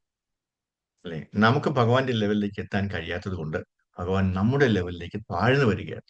ഇതാണ് ആത്മാവിന്റെ ശാസ്ത്രം എന്ന് പറയുന്നത്. അല്ലെ? അപ്പൊ ശാസ്ത്രത്തിനെ കുറിച്ചാണ് വിവരിച്ചുകൊണ്ടിരിക്കുന്നത്. അല്ലെ? ചില പ്രഭുപാദര് ഒരു എന്താണ് യൂണിവേഴ്സിറ്റിയിൽ പ്രഭാഷണം കൊടുക്കാനായിട്ട് പോയി. യൂണിവേഴ്സിറ്റിയുടെ പേര് ഞാൻ എപ്പോഴും പറഞ്ഞു. എന്തോ ഒരു യൂണിവേഴ്സിറ്റി, എന്തോ ആയിക്കോട്ടെ. പാശ്ചാത്യ രാജ്യങ്ങളിലാണ് ഒരു യൂണിവേഴ്സിറ്റിയിൽ. UK-യിലാണോ US-ലാണോ എന്നൊരു സംശയം. ഓക്കെ, ഒരു ഭയങ്കര പ്രശസ്തമായിട്ടുള്ള ഒരു യൂണിവേഴ്സിറ്റിയാണ്. അതിൽ പോയിട്ട് അദ്ദേഹം ഇങ്ങനെ പ്രഭാഷണം ചെയ്തുകൊണ്ടിരിക്കുകയാണ്, അങ്ങനെ പ്രസംഗിച്ചുകൊണ്ടിരിക്കുകയാണ്. അപ്പൊ അദ്ദേഹം അവിടെയുള്ള പ്രിൻസിപ്പള് വളരെ എന്താണ് ഗംഭീരത്തോടുകൂടി, ഞങ്ങൾക്ക് ഇവിടെ എല്ലാ ഡിപ്പാർട്ട്മെന്റ്സും ഉണ്ട്, ഏത് ഡിപ്പാർട്ട്മെന്റ് നിങ്ങൾ പറഞ്ഞാലും ഇവിടെ നമുക്ക് അതിന്റെ ഡിപ്പാർട്ട്മെന്റ് ഉണ്ട്, നമ്മളിവിടെ അത് പഠിപ്പിക്കുന്നുണ്ട്, എല്ലാ കുട്ടികൾക്കും, ലോകത്തുള്ള എല്ലാ കുട്ടികൾക്കും വന്ന് പഠിക്കാൻ പറ്റുന്ന എല്ലാ അവസരങ്ങളും ഇവിടെ ഉണ്ട്, എല്ലാ ഡിഗ്രി നമ്മൾ കൊടുക്കുന്നുണ്ട്, എല്ലാ ഡിപ്പാർട്ട്മെന്റും ഉണ്ടെന്നൊക്കെ വളരെ അന്തസ്സോടുകൂടി, വളരെ പ്രൗഡോടുകൂടി പറഞ്ഞു. അതിന്റെ മറുപടിയായിട്ടാണ് അദ്ദേഹം പറഞ്ഞത്, ഇവിടെ നിങ്ങൾ പറയുന്നുണ്ട് എല്ലാ ഡിപ്പാർട്ട്മെന്റും ഉണ്ട്, പക്ഷെ ഒരു പ്രധാനപ്പെട്ട ഡിപ്പാർട്ട്മെന്റ് ഞാൻ ഇവിടെ കണ്ടില്ല, അതിനെക്കുറിച്ചിട്ടുള്ള പഠിത്തം ഞാൻ ഇവിടെ കാണുന്നില്ല. അല്ലേ? ഈ പറഞ്ഞ പ്രിൻസിപ്പളും ബാക്കിയുള്ള മാനേജ്മെന്റ് എല്ലാം അന്തം വിട്ട് നോക്കി. അയ്യോ, ഈ സ്വാമിയാർ എന്താ പറയാൻ പോണ? നമ്മളെ കൊച്ചാക്കുവാണ്. അല്ലേ? കുഴപ്പമാവോ? അവരിങ്ങനെ ചിന്തിച്ചുകൊണ്ടിരിക്കണം. നമ്മളിപ്പോ പറഞ്ഞല്ലേ ഉള്ളൂ ഇവിടെ എല്ലാ ഡിപ്പാർട്ട്മെന്റ്, പിന്നെ ഇവിടെ ഇല്ലാത്ത ഡിപ്പാർട്ട്മെന്റ് ഏതാണ്? അപ്പൊ പ്രഭാത് പറഞ്ഞു, നിങ്ങള് ഒരു ജീവനുള്ള ശരീരവും മരണപ്പെട്ട ശരീരവും തമ്മിലുള്ള വ്യത്യാസം പഠിപ്പിക്കുന്ന ഒരു ഡിപ്പാർട്ട്മെന്റ് ഞാനിവിടെ കണ്ടില്ല. ആ ഒരു അന്തം വിട്ടുപോയി. അല്ലേ? ഒരു ജീവനുള്ള ശരീരവും മരിച്ചുപോയ ശരീരവും തമ്മിലുള്ള വ്യത്യാസം പഠിപ്പിക്കുന്ന ഒരു യൂണിവേഴ്സിറ്റി അല്ലെ ഒരു ഡിപ്പാർട്ട്മെന്റും ഒരു പഠനശാഖയും ഞാൻ ഇവിടെ കണ്ടില്ല എന്നാണ് പറയുന്നത്. അല്ലെ, അവരാലോചിച്ചു അതെന്തോന്ന് പഠിത്തം, അവർക്ക് മനസ്സിലായില്ല. അല്ലേ? ഏഹ് ഒരു മനുഷ്യ ശരീരത്തിനുള്ളിൽ ആത്മാവുണ്ടെന്നും, അല്ലെ, ഏഹ് ഉള്ളത് കൊണ്ടാണ്, അല്ലെ, അതുകൊണ്ട് ചലിക്കാൻ സാധിക്കുന്നത്. ആത്മാവില്ലെങ്കിൽ അത് മൃതശരീരമാണ്. ഒരു ആത്മാവ് ആ ശരീരത്തിനകത്തുള്ളത് കൊണ്ടാണ് അത് ചലിക്കുന്നത്, അല്ലെങ്കിൽ ജീവിച്ചിരിക്കുന്നത്. അപ്പൊ ആത്മാവില്ലെങ്കിൽ അത് മൃതശരീരമാണ്. ഒരു മനുഷ്യൻ മരിച്ചു കഴിഞ്ഞാൽ പിന്നെ എന്താണ് സംഭവിക്കുന്നത്, അതും ആരും പഠിപ്പിക്കുന്നുണ്ട്. അല്ലേ? അപ്പൊ അദ്ദേഹം പറഞ്ഞ എന്താണ്, ചുരുക്കത്തില് ആത്മാവിനെ കുറിച്ചുള്ള പഠിത്തം ഞാൻ ഈ യൂണിവേഴ്സിറ്റിയിൽ കണ്ടില്ല എന്നാണ്. യൂണിവേഴ്സിറ്റിയിൽ അത് പഠിപ്പിക്കുന്നില്ല. അല്ലേ? അപ്പോൾ ഇങ്ങനെയുള്ള ശാസ്ത്രം പഠിപ്പിക്കുന്ന എന്താണ് ഗ്രന്ഥമാണ് ഭഗവത്ഗീത. ആത്മാവിനെ കുറിച്ച് പഠിപ്പിക്കുന്ന ഗ്രന്ഥമാണ് എന്ത്, ഭഗവത്ഗീത. ശ്രീല പ്രഭുപാദര് ഇത് ലോകം മുഴുവൻ പ്രചരിപ്പിക്കാനായി അദ്ദേഹത്തിന്റെ വിലപ്പെട്ട സമയം ചെലവഴിച്ചു. അല്ലെ? ഇതൊരു പുസ്തക രൂപത്തിലാക്കി അന്താരാഷ്ട്ര തലത്തിൽ ഈ ശാസ്ത്രം എല്ലാവരിലും എത്തിച്ചു. അന്താരാഷ്ട്ര തലത്തിൽ, ഇന്ത്യയിൽ മാത്രമല്ല, അല്ലെ, ഇന്ത്യയിലും ബാക്കിയുള്ള എല്ലാ രാജ്യങ്ങളിലും ഇത് എന്താണ് പ്രചരിപ്പിക്കാനായിട്ട് അദ്ദേഹം ശ്രമിച്ചു എന്നർത്ഥം. ഓക്കെ. ഈ ശ്ലോകത്തിൽ നാം ചെയ്യേണ്ട കാര്യങ്ങളും കർത്തവ്യങ്ങൾ എന്തൊക്കെയാണെന്നും ചെയ്യാൻ പാടില്ലാത്ത എന്താണെന്നും പഠിപ്പിക്കും. ഇത് കുറച്ച് കൺഫ്യൂഷനാണ്. കാരണം നമ്മുടെ ആഹാരം മറ്റൊരാളുടെ വിഷമാണ്. അല്ലെ? അപ്പൊ ഒരാളുടെ ആഹാരം മറ്റൊരാളുടെ വിഷമാണ്. അല്ലെ? ഒരാളുടെ ശരി മറ്റൊരാളുടെ തെറ്റാണ്. ഇപ്പൊ നിങ്ങൾ ആലോചിക്കായിരിക്കും, ഇതൊക്കെ എന്തോ ഈ പറയണേ, ഒരാളുടെ ആഹാരം എങ്ങനെയാണ് മറ്റൊരാൾക്ക് വിഷമാവുന്നത്? ഒരു ചെറിയ രഹസ്യം പറഞ്ഞുതരാം. ഒരു രഹസ്യം ഒരു ചെറിയ കഥയിൽ പറയാം, ഒരു ചെറിയ കാര്യത്തിൽ. ഒരു ഡയബറ്റിക് രോഗി, അദ്ദേഹം ഒരുപാട് പഞ്ചസാര കഴിച്ചാൽ അത് അങ്ങേർക്ക് വിഷമല്ലേ? അല്ലേ? നേരെ മറിച്ച് ഡയബറ്റിക് ഇല്ലാത്ത ഒരാൾ പഞ്ചസാര കഴിച്ചാൽ എന്തെങ്കിലും കുഴപ്പമുണ്ടോ? അത് കുഴപ്പമില്ല, നല്ല മധുരമായിട്ട് കഴിക്കാൻ പറ്റും. വിഷമല്ലേ? അപ്പൊ അപ്പൊ ഒരാളുടെ ആഹാരം മറ്റേ ആൾക്ക് വിഷമാണ്. വിലക്കപ്പെട്ടതാണ്. അല്ലേ? ഒരാളുടെ ശരി മറ്റൊരാൾക്ക് തെറ്റുമാണ്. അല്ലേ? ആ, ചിലരൊക്കെ പറയും, ഞാൻ ഉദ്ദേശിച്ചത്, അല്ലെങ്കിൽ ഞാൻ എനിക്ക് തോന്നുന്നത്, അല്ലെങ്കിൽ ഞാൻ മനസ്സിലാക്കിയത് എന്നൊക്കെ പറയില്ല. അത് തെറ്റാണ്. അല്ലെ? അതിന്റെ ശരിയായ എന്താണ് അർത്ഥം അറിയാൻ നാം ശാസ്ത്രം റെഫർ ചെയ്യണം. അപ്പൊ നമ്മൾ എന്താ പറയേണ്ടത്, ഭഗവത്ഗീതയിൽ ഇങ്ങനെ ഒരു ശ്ലോകത്തിൽ പറയുന്നത് എന്താണ്, അതിനനുസരിച്ചിട്ട് ഇതാണ് പറയേണ്ടത് എന്ന് വേണം പറയാൻ. അല്ലാതെ എനിക്ക് തോന്നിയത്, എനിക്ക് ഞാൻ മനസ്സിലാക്കിയത്, അതൊന്നും ഇവിടെ പ്രസക്തമല്ല. നിങ്ങൾ എന്തോ മനസ്സിലാക്കിക്കോ, എന്തോ തോന്നിക്കോ, ഇതൊന്നും ഇവിടെ പറയേണ്ട ആവശ്യമില്ല. പറയണമെങ്കിൽ എന്ത് വേണം, ഏതെങ്കിലും ശാസ്ത്രത്തിൽ നമ്മൾ എടുത്തതായിരിക്കും പറയാൻ. അതാണ് ആധികാരികതയായിട്ട്, അല്ലെങ്കിൽ എന്താണ് അതോറിറ്റേറ്റീവ് ആയിട്ട് നമുക്ക് പറയാൻ പറ്റും. അല്ലെ? നല്ലൊരു കഥ നമുക്ക് നോക്കാം. എന്താണ്, ഒരു സാധു ഉണ്ടായിരുന്നു. സാധു എന്ന് പറഞ്ഞാൽ സന്യാസി. അല്ലെ? ഈ സന്യാസിമാരെങ്ങനെയാണ്, അവർ സത്യം മാത്രമേ പറയത്തുള്ളൂ. കാരണം അവർക്ക് ആരും ബോധ്യപ്പെടുത്തേണ്ട ആവശ്യമില്ല. അവർ കള്ളം പറഞ്ഞിട്ട് ആരെ ബോധ്യപ്പെടുത്താൻ, അതുകൊണ്ട് അവർ എന്ത് ചെയ്യും, അവർ സത്യം മാത്രമേ പറയത്തുള്ളൂ. അല്ലെ? അവർ പറയുന്നത് എന്താണ്, അതിനൊരു ശ്ലോകമുണ്ട്. എന്താണ് ശ്ലോകം? ദുർബലാനാം ബലം രാജ. ദുർബലന്മാരുടെ ബലം, അല്ലെ, രാജ. എന്താണ് ബാലനാരോധനം, ഇതാണ് ബലം. അതായത് ബാലന്മാർക്ക് രോദനമാണ്, അവർക്ക് കരയാണ്. കുഞ്ഞു കുട്ടികൾ കരച്ചിലാണ് അവരുടെ ബലം. അല്ലെ? സാധുനാം സത്യം ബലം. സാധുക്കൾക്ക് എന്താണ്, സത്യമാണ് ബലം. അവർ സത്യം മാത്രമേ പറയൂ. അല്ലെ? ചോരാനാം മന്ത്രിതം ബലം. കള്ളന്മാർക്കോ സത്യം മാത്രമേ അവർക്ക് ഇതാണ് സത്യം പറയാൻ പറ്റൂല. അല്ലെ? അതാണ്. അപ്പോ ദുർബലർക്ക് അവരുടെ ശക്തിയാണ് രാജാവ്. അപ്പൊ രാജാവ് ഉണ്ടെങ്കിൽ ദുർബലരെ രക്ഷിക്കും. അല്ലെ? കുട്ടികൾക്കാണെങ്കിലോ കരച്ചിലാണ് അവരുടെ ബലം. സാധുക്കൾക്ക് സത്യമാണ് അവരുടെ എന്താണ് ശക്തി. പക്ഷേ ഒരു കള്ളൻ സത്യം പറഞ്ഞാൽ അവനെ പിടിച്ച് ജയിലടയ്ക്കും, തുറുങ്കിലടയ്ക്കും. അല്ലെ? അതുകൊണ്ട് അവൻ കള്ളം മാത്രമേ പറയൂ. അപ്പം ഒരാളുടെ സത്യം മറ്റൊരാളുടെ കള്ളമാണ്, തെറ്റാണ്. ഒരാളുടെ ശരി മറ്റൊരാളുടെ തെറ്റാണ്. അല്ലെ? ഒരാള് ഒരു ദിവസം വളരെ ഭയപ്പെട്ട് കിതച്ചുകൊണ്ട് ഓടി വരികയാണ് ഈ സന്യാസിയുടെ വീട്ടിലേക്ക്. സന്യാസി, അല്ലെ, ആ സന്യാസിയുടെ ആശ്രമത്തിലേക്ക് വരികയാണ്. അപ്പൊ എനിക്ക് അഭയം തരണമെന്ന് പറഞ്ഞിട്ടാണ് ആ ആള് കിതച്ചുകൊണ്ട് ഓടി വരുന്നത്. അല്ലെ? അപ്പോ ഈ സന്യാസി ചോദിച്ചു, എന്ത് പറ്റി, എന്താ പ്രശ്നം, നിങ്ങൾ എന്തിനാ ഓടുന്നത്, നിങ്ങൾ ആരെയും ഭയപ്പെടുന്നത്? അപ്പൊ പറഞ്ഞു, എന്റെ കുറെ കള്ളന്മാര്, കുറെ ദുഷ്ടന്മാര്, കുറെ കൊള്ളക്കാർ എന്റെ പുറകിലുണ്ട്. അവര് ആയുധങ്ങളുമായിട്ടാണ് എന്റെ പുറകെ ഓടി വരുന്നത്, എന്നെ കൊല്ലാൻ ഓടി വരികയാണ് എന്ന് പറഞ്ഞു. അല്ലെ? അവരിങ്ങനെ ഓടി വന്നുകൊണ്ടിരിക്കാൻ എന്നെ ഒന്ന് രക്ഷിക്കണമെന്ന്. അപ്പൊ ഈ സന്യാസി പറയും, നിങ്ങൾ അകത്ത് പോയി ഒളിച്ചോളൂ, അകത്ത് കയറിയിരുന്നോളൂ പറയും, ഞാൻ നോക്കിക്കോളാം. കുറച്ച് കഴിഞ്ഞപ്പോൾ ഈ ആയുധങ്ങളൊക്കെ ഏന്തിയ കള്ളന്മാർ അല്ലെ കൊള്ളക്കാർ അവിടെ എത്തി. ഏഹ് എന്നിട്ട് ചോദിച്ചു, നിങ്ങൾ ഇതിലെ ഒരാള് ഓടിപ്പോകുന്നത് കണ്ടോ? അല്ലേ? സന്യാസിമാർ എന്ത് ചെയ്യില്ല? കള്ളം പറയില്ല. അപ്പോ പറയും, അപ്പൊ നിങ്ങളാണ് ആ സന്യാസിയെങ്കിൽ നിങ്ങൾ എന്ത് ചെയ്യും? നിങ്ങൾ ആരെങ്കിലും ആണ് ആ സന്യാസിയെങ്കിൽ നിങ്ങൾ എന്ത് ചെയ്യും? ആർക്കെങ്കിലും പറയാമോ? What will you do? എന്ത് ചെയ്യാൻ പറ്റും?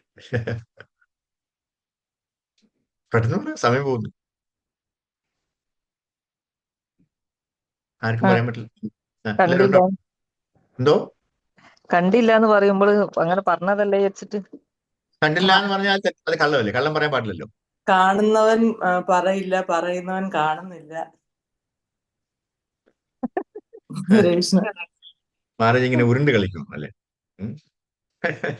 ഓക്കെ. അതില് ഞാൻ വേറൊരു കഥ പറയാം. ചൈതന്യ മഹാപ്രഭു അല്ലെ വൃന്ദാവനത്തിലേക്ക് പോകണമെന്ന് ശാഠ്യം പിടിച്ചപ്പോ, എനിക്ക് വൃന്ദാവനത്തിലേക്ക് പോകണമെന്ന് പറഞ്ഞപ്പോ, ഈ നിത്യാനന്ദ പ്രഭുവിനും ബാക്കിയുള്ള അസോസിയേറ്റ്സിനൊന്നും ആർക്കും ഇഷ്ടമല്ല ചൈതന്യ മഹാപ്രഭു അവിടെ വിട്ടിട്ട് വൃന്ദാവനത്തിലേക്ക് പോകുന്നത്. അദ്ദേഹത്തിന് വൃന്ദാവനത്തിലേക്ക് പോകാൻ താല്പര്യം. അല്ലെ? അപ്പൊ നിത്യാനന്ദ പ്രഭു എന്ത് പറഞ്ഞു വെച്ചാല്, ബാക്കി ശിഷ്യന്മാരോട്, നിങ്ങളോടത്ത് ആരെങ്കിലും അദ്ദേഹം ഭഗവാൻ വൃന്ദാവനത്തിലേക്ക് പോകുന്ന വഴി ചോദിച്ചു കഴിഞ്ഞാല് നിങ്ങൾ തെറ്റായിട്ട് പറഞ്ഞു കൊടുക്കും, നിങ്ങൾ ഗംഗയിലേക്ക് പറഞ്ഞു കൊടുക്കും എന്ന് പറഞ്ഞു. അല്ലെ? അപ്പോ ചൈതന്യ മഹാപ്രഭു ശിഷ്യന്മാരോട് ചോദിച്ചപ്പോ അവർ പറഞ്ഞത്, ഈ ഈ ഈ റൂട്ടെ പോയാൽ വൃന്ദാവനത്തിൽ എത്താന്ന് പറഞ്ഞു. അപ്പൊ അദ്ദേഹം ആ റൂട്ടിൽ നടന്ന് നേരെ എവിടെ എത്തി? വൃന്ദാവനത്തിൽ. അല്ല, എവിടെ എത്തി? ഗംഗാ തീരത്ത് തന്നെ എത്തിയത്. അല്ലേ? സത്യം പറഞ്ഞ അദ്ദേഹം തിരിച്ചു വന്നിട്ട് അദ്ദേഹം എന്താണ് നമ്മള് നിത്യാനന്ദ പ്രഭുവിനെ ഒരുപാട് സഹായിച്ചു. അല്ലെ? നീയാണ് ഈ ആൾക്കാരുടെ അടുത്ത് ഇങ്ങനെ തെറ്റ് പറയാൻ, കാരണം അവർ പറഞ്ഞു കൊടുത്തു, നിത്യാനന്ദ പ്രഭു ഇങ്ങനെ പറയാനാണ് പറഞ്ഞത്, അതുകൊണ്ടാണ് ഞങ്ങൾ അങ്ങനെ പറഞ്ഞത്. അല്ലെ? ഭഗവാൻ ഒരുപാട് ചീത്ത പറഞ്ഞു. നിത്യാനന്ദ പ്രഭുവിനെ ഒരുപാട് ചീത്ത പറഞ്ഞു. പക്ഷേ ഭഗവാൻ ഉള്ളില് സന്തോഷമായിരുന്നു. എന്താ കാരണം? ഭഗവാന് എന്നോട് സ്നേഹം കൊണ്ട്, ഭഗവാനോടുള്ള സ്നേഹം കൊണ്ട്. അതെ, യെസ്. അവർക്ക് അദ്ദേഹത്തിന് അറിയാം, ഞാൻ ഇവിടെ വിട്ടു പോകുന്നത് ഇവിടെ ആർക്കും ഇഷ്ടമല്ല. അല്ലെ? ഭഗവാൻ അത് തന്നെയാണ്. ഭഗവാനും ഉള്ളിൽ അതായിരുന്നു ആഗ്രഹം. എന്താണ്? ഇവരെ വിട്ടിട്ട് പോകാനായിട്ട് എനിക്ക് ആഗ്രഹമില്ല. അല്ലെ? എന്നാലും വൃന്ദാവനത്തിൽ പോകണമെന്ന് പറഞ്ഞാൽ അദ്ദേഹം അറിയാം. അപ്പൊ ഉള്ളിന്റെ ഉള്ളില് ആ സന്തോഷം ഉണ്ടായിരുന്നു. അല്ലെ? എന്റെ ആഗ്രഹം തന്നെ ഇവരൊക്കെ സാധിച്ചു തന്നു. പക്ഷെ അത് വെളിയിൽ എങ്ങനെയാണ് പ്രകടിപ്പിച്ചത്? വെളിയിൽ പ്രകടിപ്പിച്ചത് എങ്ങനെയാണ്? വളരെ ദേഷ്യമാണ് പ്രകടിപ്പിച്ചത്. അല്ലെ? രണ്ട് രണ്ട് രണ്ട് ഉം. എന്താണ് ആ ചില അമ്മമാര് കുഞ്ഞുങ്ങളെ പട്ടിണിക്കിടും. അല്ലെ? അത് തെറ്റാണോ? ശരിയാണോ തെറ്റാണോ? അമ്മമാര് കുഞ്ഞിനെ പട്ടിണിക്കിടുന്നത് ശരിയാണോ? അത് ചിലപ്പോ ശരിയാണ്. മക്കൾ നന്നാകാൻ വേണ്ടി ചിലപ്പോ ഉള്ളില് സങ്കടം സഹിച്ചിട്ടായിരിക്കും മക്കളെ പട്ടിണിക്ക് ഇടുന്നത്. കൃഷ്ണ. മാതാജിക്ക് എത്ര എത്ര ദിവസം പട്ടിണിക്കിടാൻ പറ്റും കുഞ്ഞിനെ? ഇല്ല, ഒരു നേരം നമുക്ക് ഇടാൻ ഒരു പറ്റുള്ളൂ, നേരം. പിന്നെ നമുക്ക് ആ സഹിക്കുക. ഞാൻ പറഞ്ഞത് 3 നേരം പട്ടിണിയിട്ട്. അത് ചെയ്യാൻ എന്റെ പറ്റൂല. അത് ചെയ്യാൻ അപ്പൊ പറ്റൂല. നമ്മള് ഇപ്പൊ വെളിയിൽ നോക്കുമ്പോൾ നമ്മൾക്ക് എന്തോ ഇത്രയും ദുഷ്ടയായിട്ടുള്ള ഒരു അമ്മയുണ്ടോ എന്ന് ചോദിക്കും. അല്ലേ? പക്ഷെ ആ കുഞ്ഞിന് ടൈഫോയിഡ് ആയിരുന്നു, അതുകൊണ്ടാണ് പട്ടിണി കിട്ടുന്നത്. അല്ലേ? അതിന് ആഹാരം കൊടുത്തു കഴിഞ്ഞാൽ അത് മരിച്ചു പോകും. ഇപ്പൊ അത് സത്യാവസ്ഥ എന്താണ്? അതിന് ടൈഫോയിഡ് ആണ്. ടൈഫോയിഡിന് നമുക്ക് ആഹാരം കഴിച്ചാൽ അത് ദഹിക്കത്തില്ല, അത് ഛർദ്ദിക്കും, അത് മരിക്കും, ശ്വാസം കിട്ടില്ല. അല്ലേ? അപ്പൊ അതുകൊണ്ടാണ് ഡോക്ടർ അതിന്റെ നിർദ്ദേശം അനുസരിച്ച് അമ്മ അതിന് ഒന്നും കൊടുക്കാത്ത, ആഹാരം കൊടുക്കാത്ത. ടൈഫോയിഡ് ആയിരുന്നു. അപ്പോ ഒരാളുടെ തെറ്റെന്ന് പറയുന്നത് ഒരാളുടെ ശരിയാണ്. അല്ലേ? ഏ, ആ, അർജുനന് ഈ വിഷമങ്ങളൊക്കെ വന്നപ്പോ അദ്ദേഹത്തിന് ഉപദേശം കൊടുക്കാനായിട്ട് ഭഗവാൻ ഡയറക്റ്റ് ആയിട്ട് ഹാജരുണ്ടായിരുന്നു. അവിടെ ഭൂമി തന്നെയാണ്, അർജുനന്റെ കൂടെ തന്നെ ഉണ്ടായിരുന്നു, ഒരേ രഥത്തിൽ തന്നെ ഉണ്ടായിരുന്നു. നമുക്കോ? നമുക്ക് ഭഗവാനുണ്ടോ അടുത്ത്? നമ്മുടെ അടുത്ത് വന്നിരിപ്പുണ്ടോ? ഇല്ല. പക്ഷെ നമുക്ക് എന്തുണ്ട്? ഭഗവത്ഗീതയുണ്ട്. ആ ഭഗവത്ഗീതയിലൂടെ നമുക്ക് എല്ലാ ചോദ്യത്തിനും ഉത്തരം നമുക്ക് കിട്ടും. അല്ലേ?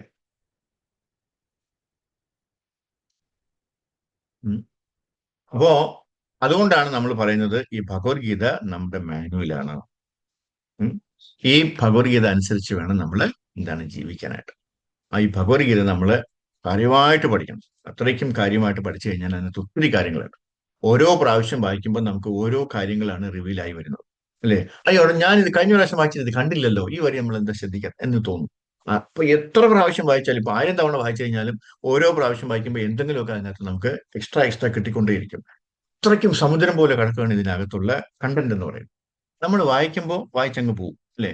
ഭാരതത്തിലെ ആധ്യാത്മിക സിദ്ധാന്തങ്ങൾ പലവിധമുണ്ട്, മുഖ്യമായി രണ്ട് വിധം, അല്ലെ? വ്യക്തിശൂന്യവാദി എന്നെ പറഞ്ഞ് വായിച്ചങ്ങ് പോകും. വ്യക്തിശൂന്യം അതറിയാം, ഇതറിയാം, അല്ലേ? പക്ഷെ അതിനകത്ത് if you read in between the lines you will be able to get lot of informations. അതായത് ഒത്തിരി കാര്യങ്ങൾ നമുക്ക് വീണ്ടും വീണ്ടും വായിക്കുമ്പോൾ നമുക്ക് മനസ്സിലാക്കാൻ പറ്റും, അല്ലേ?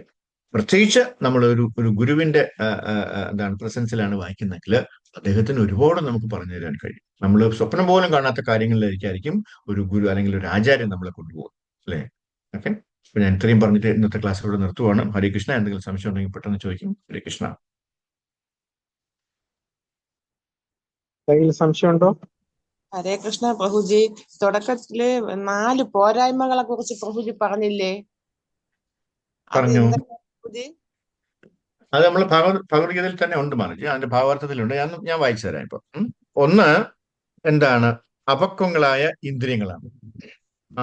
794 പേജിലുണ്ട്, അല്ലെ? അപക്വങ്ങളായ, അതായത് നമ്മുടെ ഇന്ദ്രിയങ്ങള് എന്താണ്? പൂർണ്ണമല്ല എന്നർത്ഥം. പൂർണ്ണമല്ല, അപൂർണമായിട്ടുള്ള ഇന്ദ്രിയങ്ങളാണ്. ഞാൻ ഉദാഹരണം അതിന് പറഞ്ഞായിരുന്നു, അല്ലെ? നമ്പർ 1. നമ്പർ 2, വഞ്ചന പ്രവണത, അല്ലെ? നമുക്ക് മറ്റുള്ളവരെ ചീറ്റ് ചെയ്യാനുള്ള അല്ലെങ്കിൽ വഞ്ചിക്കാനുള്ള പ്രവണത. പിന്നെയോ തെറ്റ് വരുത്താനുള്ള പ്രവണത. നമ്മൾ എന്ത് ചെയ്താലും അതിൽ എന്തെങ്കിലുമൊക്കെ തെറ്റുണ്ടാവും, അല്ലെ? നമ്മൾ എപ്പോഴും ശരി തന്നെ ആയിരിക്കില്ല, തെറ്റ് പറ്റും.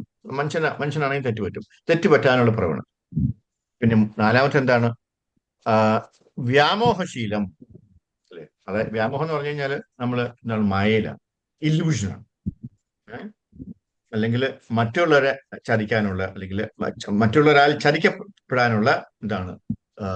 ഒരു ഒരു ഒരു അസുഖം, അല്ലെ? ഒരു പോരായ്മ. ഇതാണ് 4 പോരായ്മകൾ. മനസ്സിലായില്ലേ മാനജി? ഹരേ കൃഷ്ണ. പ്രഭുജി, ഇതിൽ നിന്നും പുറത്തു കടക്കാനായിട്ട് നമ്മൾ എന്താണ് ചെയ്യേണ്ടത്? ഒരു കാര്യം മാത്രം ചെയ്താൽ മതി, ഹരേ കൃഷ്ണ മഹാമന്ത്രം ജപിക്കുക. ഹരേ കൃഷ്ണ പ്രഭുജി. ഹരേ അത് കൃഷ്ണ. എങ്ങനെ ജപിക്കണം? ഞാൻ പറഞ്ഞതുപോലെ ജപിക്കണം. വെറുതെ ജപിച്ചാൽ പോരാ, അല്ലെ? എല്ലാവരും ഒരുപാട് ആൾക്കാർ ജപിക്കുന്നുണ്ട്, പക്ഷെ അവർക്ക് റിസൾട്ട് കിട്ടാത്തത് എന്തുകൊണ്ടാണ്? ഞാൻ പറഞ്ഞതുപോലെ ജപിക്കാത്തതുകൊണ്ടാണ്. ഇത്രയും എന്താണ് സിൻസിയർ ആയിട്ട് മറ്റൊരു ചിന്തയും ഇല്ലാതെ വേണം, അചഞ്ചലമായിട്ടുള്ള മനസ്സോടുകൂടി വേണം നമ്മൾ ഹരികൃഷ്ണ മഹാമന്ത്രം ജപിക്കാനായിട്ട്. അങ്ങനെ ജപിച്ചു നോക്കും, അതിന്റെ റിസൾട്ട് നമുക്ക് അപ്പം കിട്ടും, സ്പോട്ടിൽ കിട്ടും. നമുക്ക് അറിയാൻ പറ്റും, നമുക്ക് ഫീൽ ചെയ്യാൻ പറ്റും, അല്ലെ? നമ്മളെ അങ്ങനെ ജപിച്ചു കഴിഞ്ഞാൽ അപ്പൊ നമുക്ക് ആ മധുരം കിട്ടിക്കഴിഞ്ഞാലുണ്ടല്ലോ, നമ്മളിങ്ങനെ ആകാശത്ത് പറക്കും. നമുക്ക് ഞാനും പേടിക്കേണ്ട ആവശ്യമില്ല. കാര്യം എപ്പോഴും നമ്മുടെ കൂടെ ആരുണ്ടാവും? ഭഗവാൻ ഉണ്ടാവും. എന്ത് പ്രശ്നം വന്നാലും ഇതൊക്കെ, കാരണം ഭഗവാൻ ഉണ്ട് എല്ലാം. നമ്മള് അപ്പോഴും നമ്മുടെ ഗോപാലന്മാരുടെ ആ ഒരു ഭാവത്തിലേക്ക് വരും, അല്ലേ? എന്ത് വന്നാലും ഭഗവാൻ എന്റെ കൂടെയുണ്ട്, പിന്നെ എന്തിനാണ് ഞാൻ വിഷമിക്കുന്നത് എന്നുള്ളൊരു ഭാവം, അല്ലെ? നമ്മൾ അതിനെക്കുറിച്ച് പറയേണ്ട ആവശ്യമില്ല. വി ജസ്റ്റ്, അല്ലെ, നമ്മള് സന്തോഷമായിട്ടിരിക്കുക, സച്ചിത് ആനന്ദമായിട്ടിരിക്കുക. കാര്യം നമ്മൾ അങ്ങനെ ഒരാളുമായിട്ടാണ് നമ്മൾ സഹവസിക്കുന്നത്, അല്ലെ? സച്ചിദാനന്ദ ആയിട്ടുള്ള ഒരാൾ. അപ്പോൾ നമ്മൾ എന്ത് ചെയ്യണം? സച്ചിദാനന്ദനാവും. അതിന്റെ ഭാഗമാണ് നമ്മൾ, അല്ലെ? അപ്പൊ നമുക്കും ആ സ്വഭാവം വന്നു ചേരും. ഹരേ കൃഷ്ണ.